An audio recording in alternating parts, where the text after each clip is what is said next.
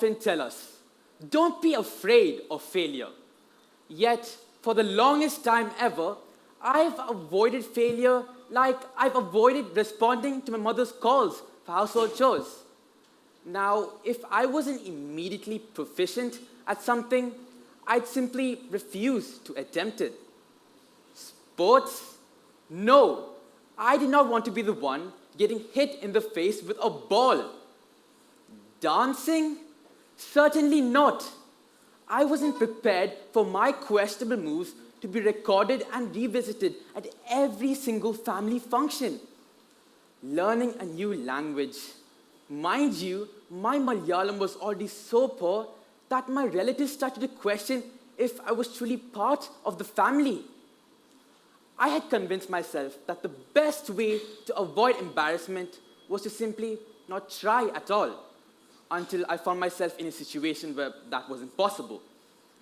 At a social gathering where everyone around me seemed to have possessed extraordinary skills, one solving a Rubik's Cube in mere seconds, another putting out a musical performance, and individuals sketching lifelike portraits.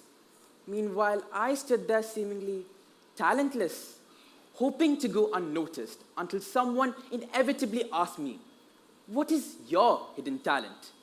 My actual hidden talent, hiding from awkward situations, was unfortunately not an acceptable answer. Now, before I could escape, a friend of mine enthusiastically declared, "Oh, he's great at trying new things." A blatant exaggeration, if not an outright lie. And with that, I was handed a paintbrush. Although I've never had any prior experience with painting, I felt compelled to participate. And I did what I did best. I picked up this brush and dipped it into the paint and tried to create something at least presentable. And the result, a complete disaster. It was so abstract that not even modern artists could interpret it. Someone cautiously asked me, "What exactly is this?" And in a moment of sheer panic, I replied, "It's open to interpretation." Normally, I would have buried this as a failure and pretend like it never happened. But to my surprise, no one really mocked me. Instead, they had appreciated the fact that I had tried. And that is when I realized what had held me back for so long: the perfection trap. I had convinced myself that if I couldn't excel at something immediately, then there wasn't a point in making an attempt at all. But in reality, no one really masters a skill instantly. Am I right? The person who made the Rubik's Cube, he would have taken several attempts to become proficient. Or the artist, his first sketches were likely unimpressive. And my relatives, who never hesitate to critique my Malayalam, they weren't born speaking it flawlessly. Oh, speaking of them, when I went home and casually mentioned my attempt at painting to my uncle, his first words weren't acknowledgement or encouragement, but rather, "Ryan, why is your Malayalam so bad?"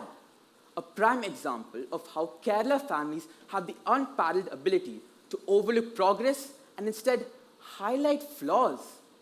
But they have also imparted an invaluable lesson that mistakes don't define a person, but quitting does.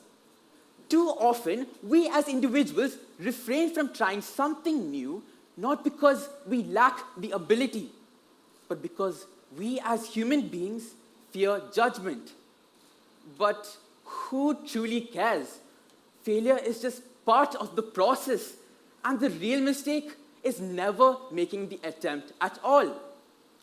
So if you have been waiting for the perfect moment all along, let me assure you that this moment will never arrive. Why? Because growth does not come from perfection. It comes from persistence and perseverance. So the next time someone asks you, "What is your hidden talent?" simply reply, "Making mistakes and learning from them." Because in the end, our mistakes shape who we are. Thank you.